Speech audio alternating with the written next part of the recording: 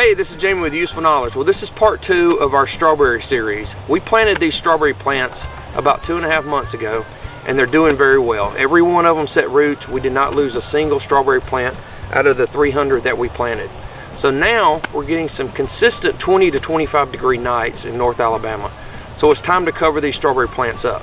Now we use wheat straw because wheat straw will ultimately not cause a lot of weeds in your garden like hay would. So that is my recommendation, to go ahead and use wheat straw. Now it costs about $6 a bale, so it's pretty inexpensive. We're gonna do this whole patch of strawberries for about 25 bucks. Okay, you can see how our strawberries are doing. They set roots very well.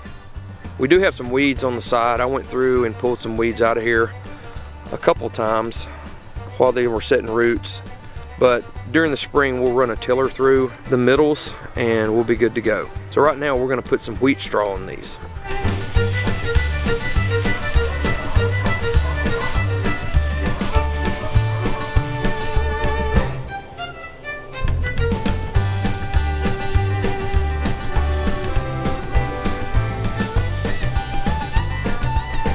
Okay, we're done covering our strawberries with wheat straw. It took us about 30 minutes, one person, and we've got them all covered. This is 3 50-foot rows.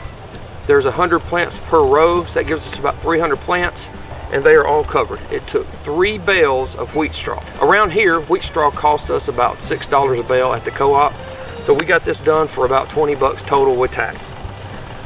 Okay, so we hope you gained some useful knowledge in part 2 of our strawberry planting series. If you'll look on our channel, we teach you how to plant strawberries in the fall, and now we're showing you how to protect them with wheat straw.